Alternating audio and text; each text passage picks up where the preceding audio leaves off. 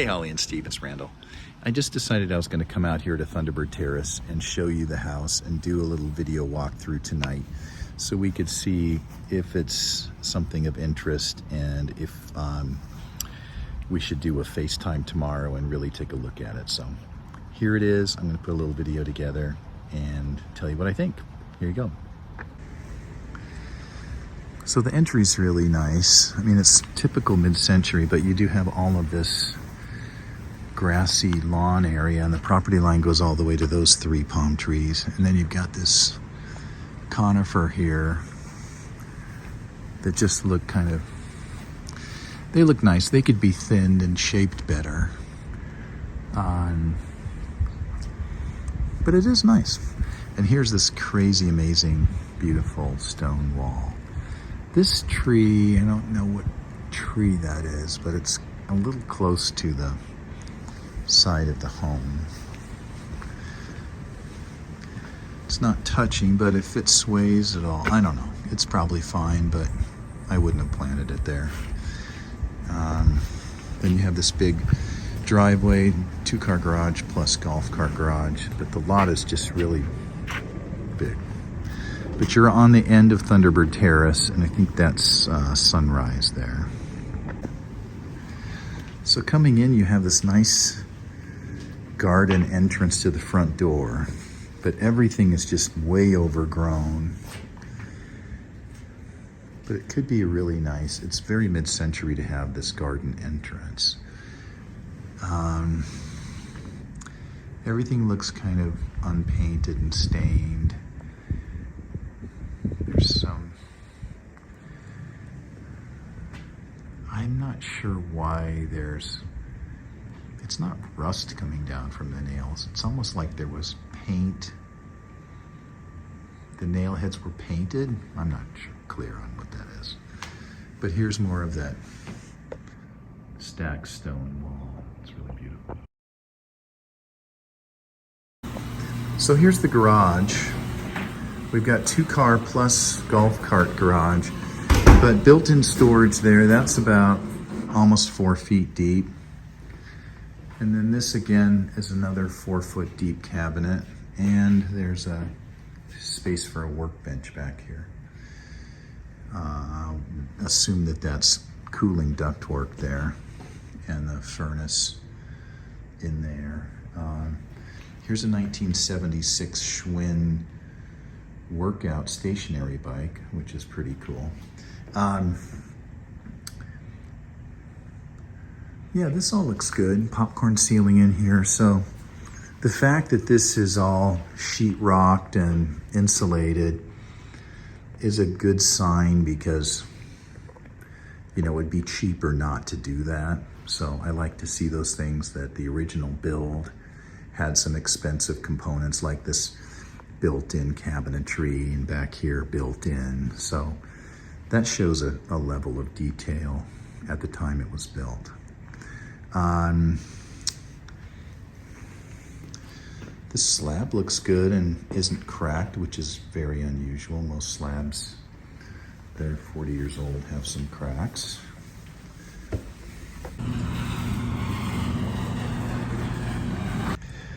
On the garage wall, there's a switch here that has a bunch of buttons.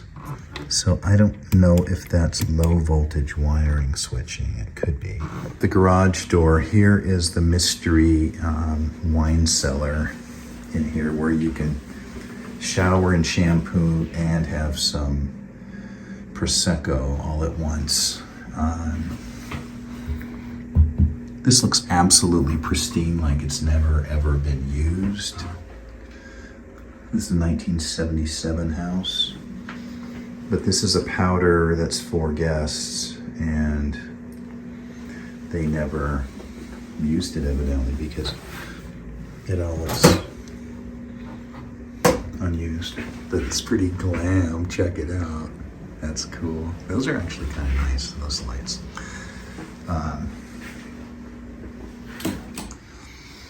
And then you come in here and you have this, I would guess that's 9x9 or 10x10 tiles that run through here, but everything is original. Here's a bunch more switching that's been numbered, and then maybe that's a speaker, so could be intercom, perhaps. You have this family room out here. This is the corner of the house. This shows how big the lot is. It's huge. But just reconfiguring this and maybe keeping that hall there, maybe not. Let's just take this wall out. This kitchen should just be opened up. But what we have here now are original appliances. You know, it just is crazy that this stuff is still working in here. But look at this mountain view out the back. You've got these trees, they look like citrus trees off of the pool. And there is the little creek there. So I still haven't gotten more clarification on that yet. But I'm here showing you how this house lays out. So these ceilings are the low ceilings in the house, but they're still 9 feet at least. That's dropped for the fluorescent lighting of the kitchen. But then you come through here and you have this vault. When you see it from above, of course, you see that dome in the middle of it. And here's some water damage from the leak. But there's so much potential here. It really has a nice feel, even though the finishes are funky. It's really open coming in from the front door. So they have a tile border on this carpet that runs all the way around here, which is unusual. This carpet is set inside of this tile surround. You know, in the Northwest, we have tile windowsills because single pane windows sweat and you don't want to have warpage around your windowsill, so you put tile there. But here I just think it's kind of a design accent. It's not for that purpose. This is really super cool work. And I'm really happy to see that you don't see any grouting at all. But that's kind of loose. But you know, they're stuck in with some kind of adhesive, but you don't see any grout, and it's just super fun and cool.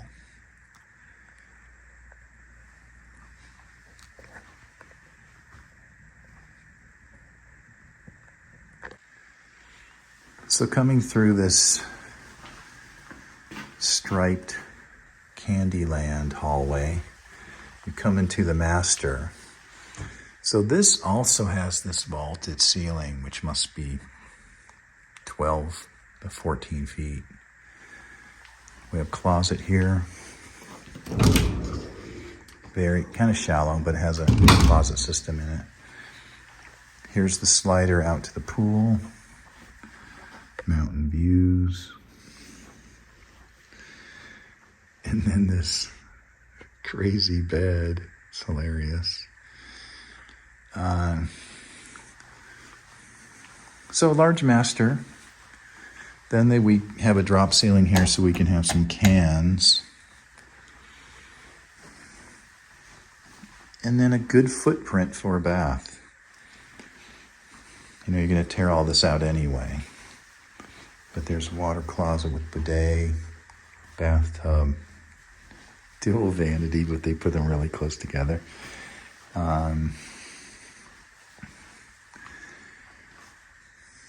Good space here, good option to reconfigure this and make it modern use. Okay. So coming down here, we have a second bedroom with this kind kind of Jack and Jill ensuite thing here.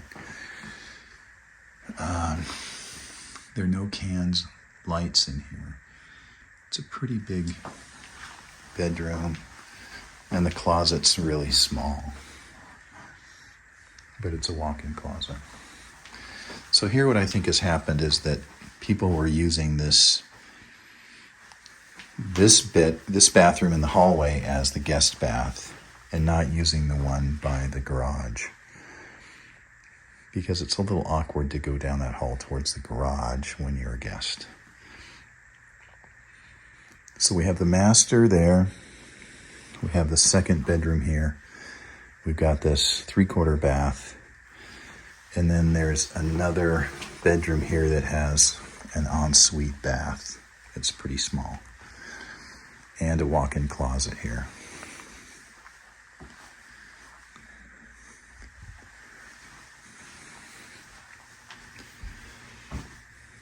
But it's not a bad size. It could be really made nice. More disco. Oh, let's turn the disco light on. Yeah. All right. And this is the front courtyard where you come in, and the front gate there, front door. So I know you're understanding this floor plan's pretty good here. But you do get light from these sliders in the hallway, so the whole house is light.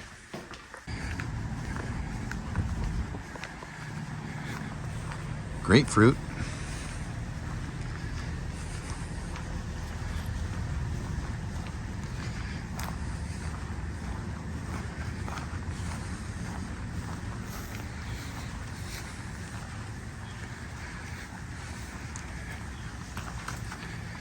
It's really a large lot. 23,000 square feet.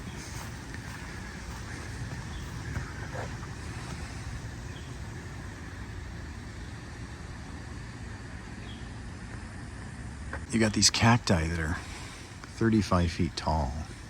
It's really amazing. So let's check this situation out here. We have flow.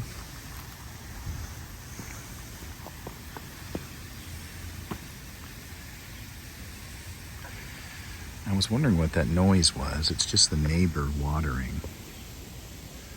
So the water is hitting, well, it's sprinklers, but it's also hitting the creek here.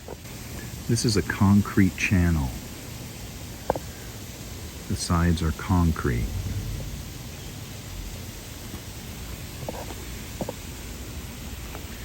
And it meanders down here. But look what this neighbor has done. They have fencing.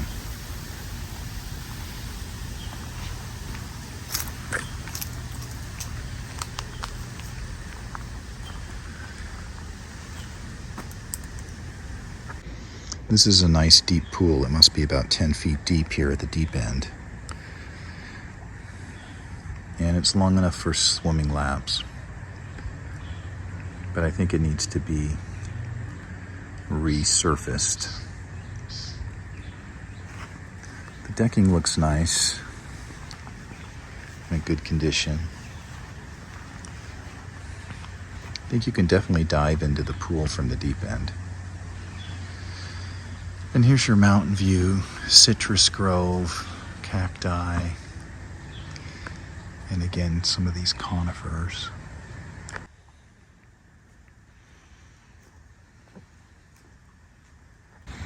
Let's walk back to the back corner of the lot.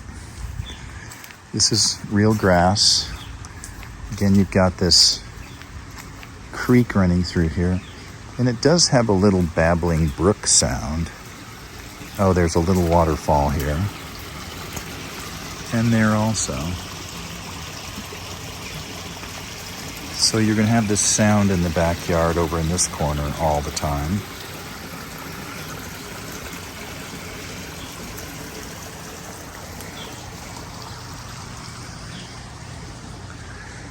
And then you've got a 25-foot side yard. and this huge ficus barrier here between the other property. That's a large home with a pool there. Everybody has a pool back here. Those guys have a putting green.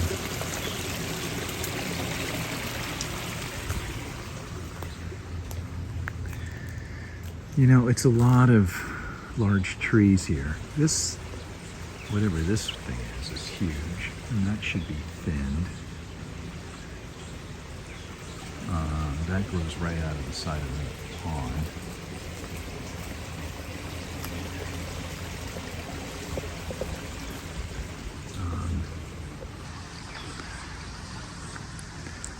And then this is a type of birch. These are awfully big. They've been trimmed heavily. I would take that out. I'm not sure about these birches. They seem not that great, like they've been topped or something.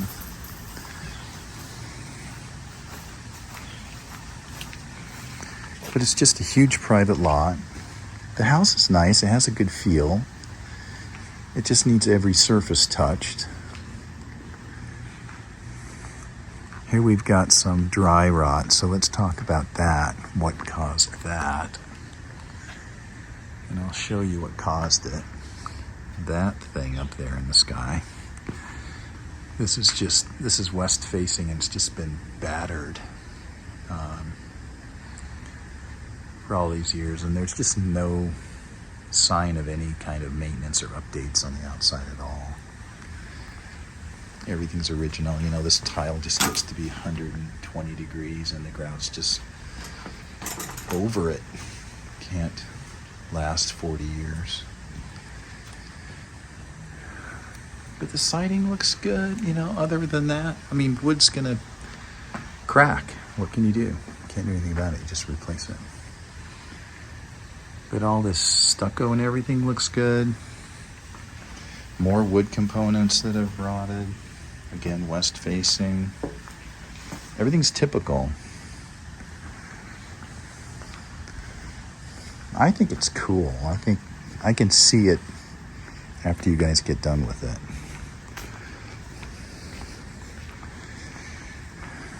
So they have this kind of a security gate here thing. And there's a sliding door behind that. But really why it's closed is because of sun. So you do have this summer blasting west exposure. And it's about 6 p.m. The pool's all shaded, which is nice. But the house is, you know, being blasted by sun. So this awning and some sun protection, you know, can be important during the summer. So that's it. I think it's pretty cool. Let me know if you'd like to do a Zoom call on it and go inch by inch. All right. Thanks.